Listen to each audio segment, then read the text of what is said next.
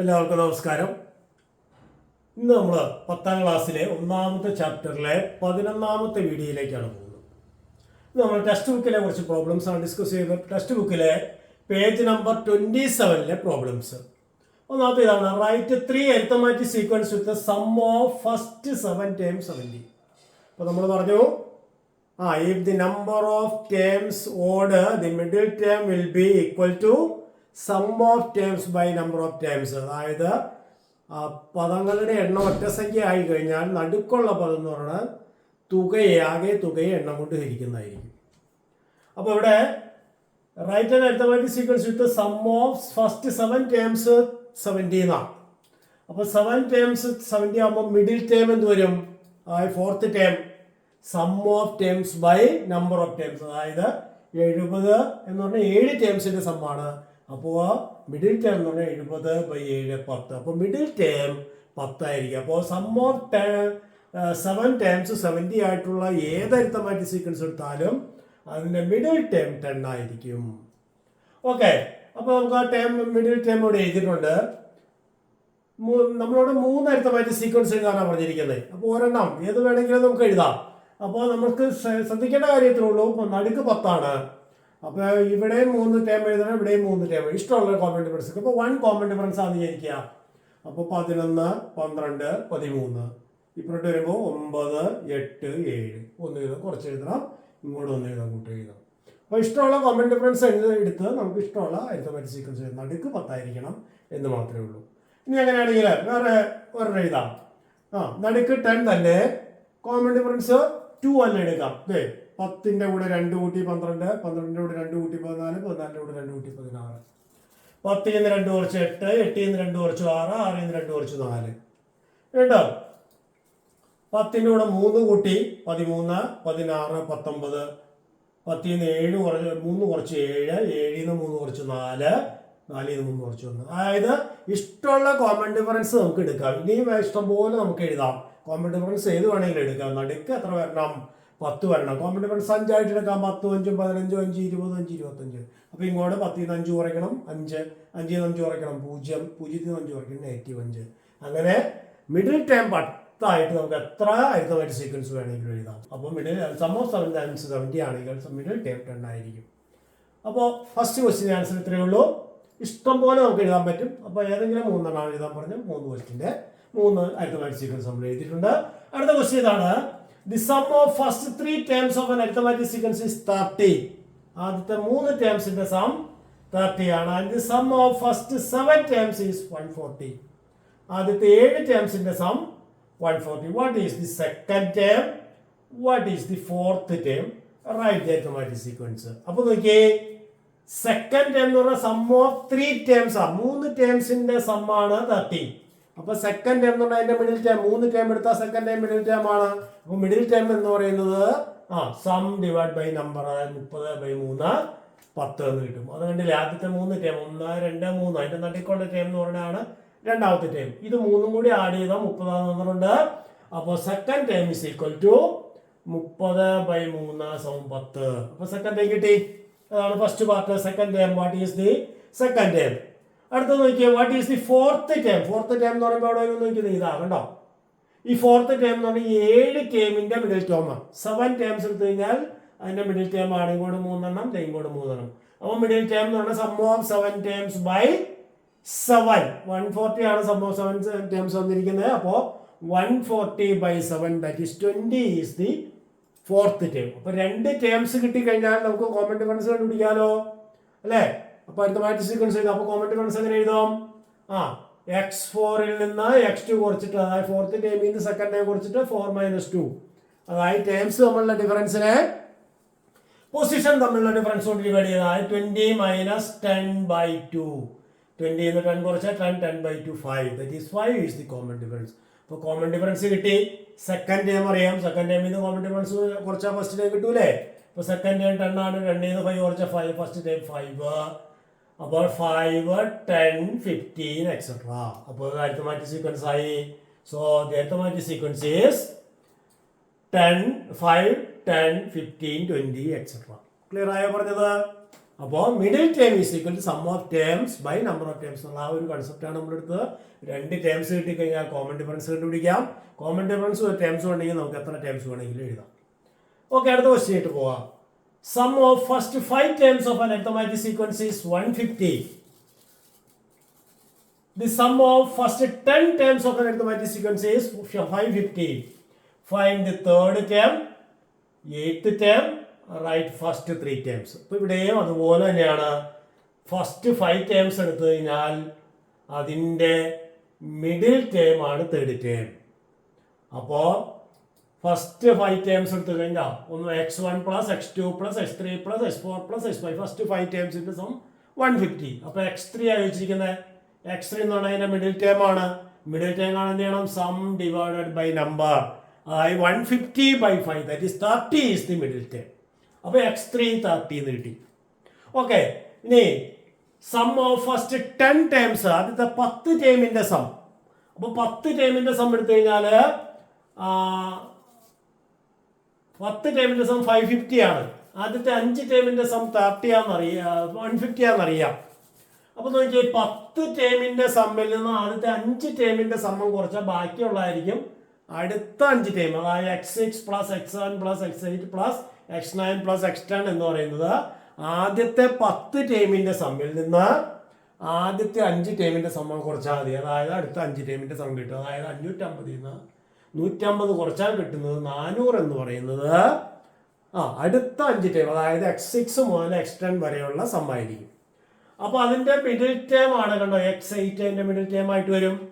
അപ്പോൾ x8 എന്ന് പറയുന്നത് sum of terms by number of terms. അപ്പോൾ ഈ 5 ടേമിൻ്റെ സമ്മിനെ 5 കൊണ്ട് ഡിവൈഡ് ചെയ്താൽ മതി. കാരണം 6 മുതൽ 10 വരെ 5 ടേമേ ഉള്ളൂ, അതിൻ്റെ മിഡിൽ ടേം ആണിത്.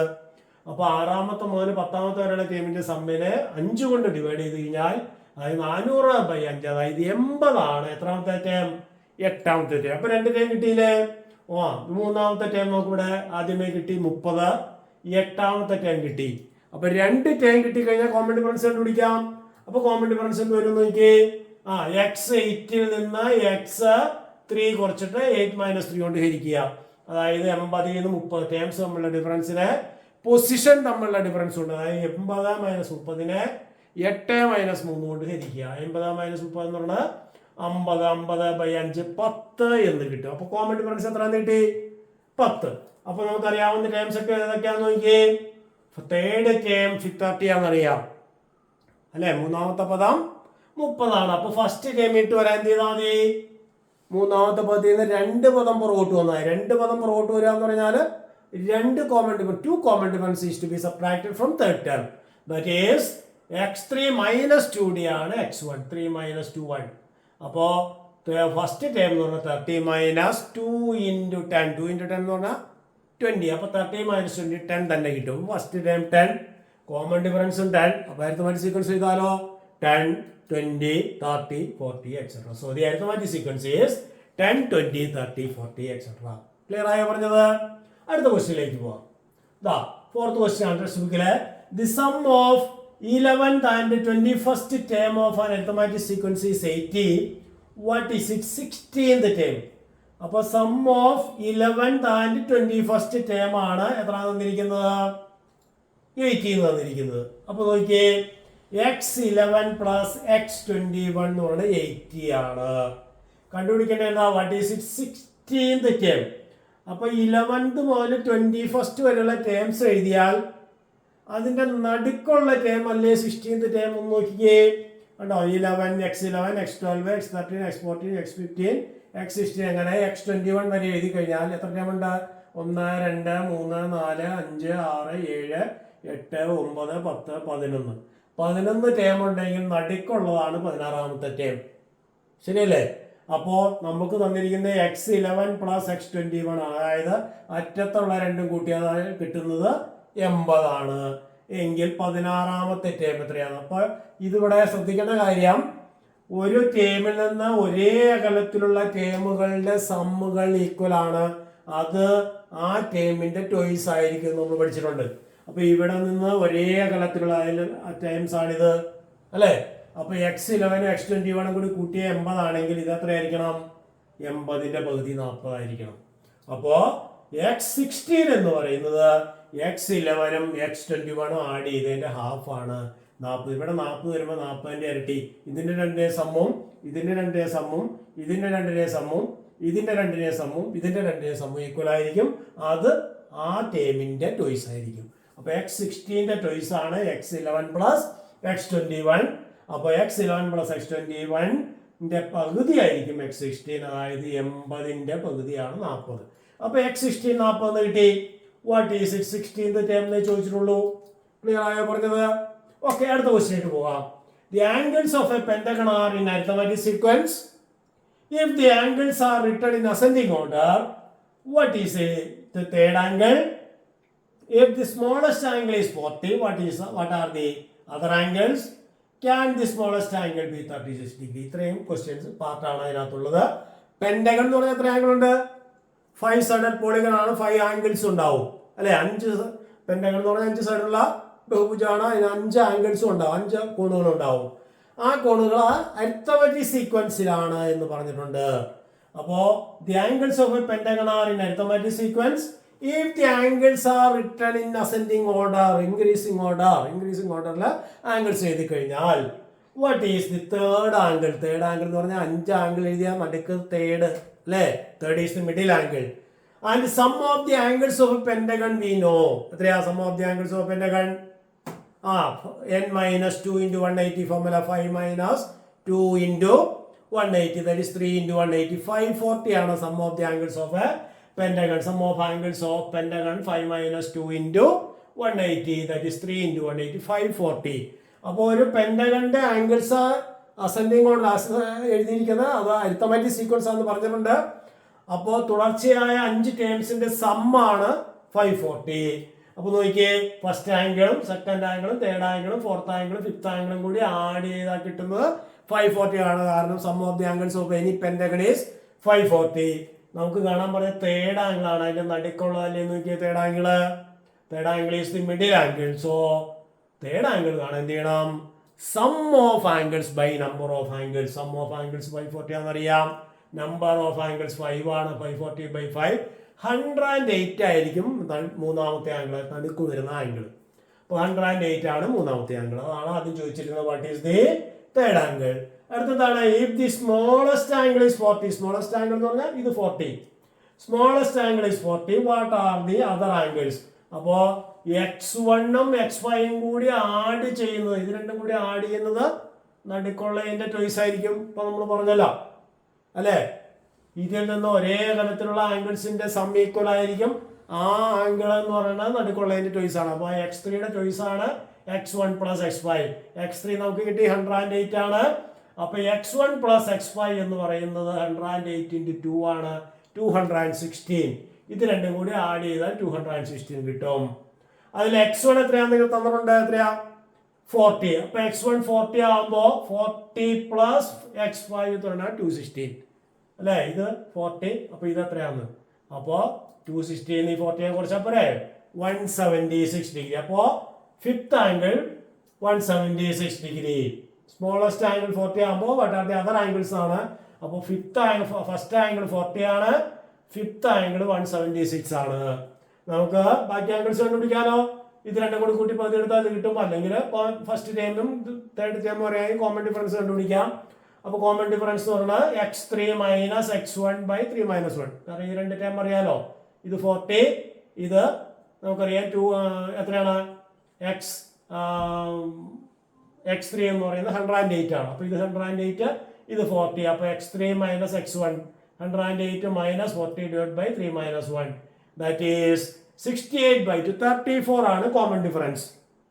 അപ്പോൾ 34 കോമൺ ഡിഫറൻസ് ആണ്. ഫസ്റ്റ് ആംഗിൾ 40, 34 ആഡ് ചെയ്തു 74, 74 വീണ്ടും 34 ആഡ് ചെയ്തു 108, 108 വീണ്ടും 34 ആഡ് ചെയ്തു 142, 142 വീണ്ടും 34 ആഡ് ചെയ്തു 176. അപ്പോൾ the angles of the pentagon are 40, 74, 108, 142, 176. Clear ആയോ പറഞ്ഞത്? ഓക്കെ, 5 ആംഗിൾസും കിട്ടി. ഇനി തേർഡ് കൊണ്ട് എന്താണ്? Can the smallest angle be 36? Smallest angle ഇവിടെ ഫസ്റ്റ് ആംഗിൾ 40 നിർത്തില്ലേ, അത് 36 ആവാൻ പറ്റുമോ? അപ്പോൾ ഇത് x1 36 ആണെന്ന് വിചാരിക്കുക. If the smallest angle is 36, 36 plus X by 216 ആണല്ലോ. ഇത് രണ്ടും കൂടി ആഡ് ചെയ്താൽ കിട്ടുന്നത് 180 ചോയ്സ് ആയിരിക്കും എപ്പോഴും. അപ്പോൾ 216 വരണം. അപ്പം ഫസ്റ്റ് ആംഗിളും ഫിഫ്ത്ത് ആംഗിളും കൂടി ആഡ് ചെയ്താൽ 260 വരണം. ഇത് 36 ആണെങ്കിൽ ഫിഫ്ത്ത് ആംഗിൾ എന്ത് വരും? 260 മൈനസ് 36 180 എന്ന് വരും. 180 പറ്റുമോ? 180 എന്ന് പറഞ്ഞാൽ സ്ട്രേറ്റ് ലൈൻ ആയി പോവില്ലേ? അപ്പോൾ ആംഗിൾ എപ്പോഴും 0ക്കും 180ക്കും ഇടയ്ക്കുള്ള ആംഗിളേ വരാവുള്ളൂ. അപ്പോൾ 180 degree cannot be the angle of a polygon. അപ്പോൾ എന്താണ്? സ്മോളസ്റ്റ് ആംഗിൾ 36 ആവാൻ പറ്റില്ല. അപ്പോൾ അതായത് smallest angle must be more than 36 ആയിരിക്കണം. 36 അതിൽ താഴെയുള്ള ആംഗിൾസ് സ്മോളസ്റ്റ് ആംഗിൾ വന്നു കഴിഞ്ഞാൽ ലാർജസ്റ്റ് ആംഗിൾ 180യോ അതിൽ കൂടുതലായി പോവും. അങ്ങനെ വരുന്ന ആംഗിൾ നമ്മുടെ പെൻറ്റഗണിൻ്റെ ആംഗിൾസ് 180 വരെ വരാം. 0 to 180 വരാവുള്ളൂ. അപ്പോൾ എന്താണ്? Smallest angle cannot be 36 degree. അപ്പോൾ അത്രയും ക്വസ്റ്റ്യൻസ് ആണ്, അത്രയും പാർട്ടാണ് ഈ ചോദ്യത്തിലുണ്ടായിരുന്നത്. അപ്പോൾ ഇതെല്ലാവർക്കും മനസ്സിലായി എന്ന് വിചാരിക്കുന്നു. Thank you.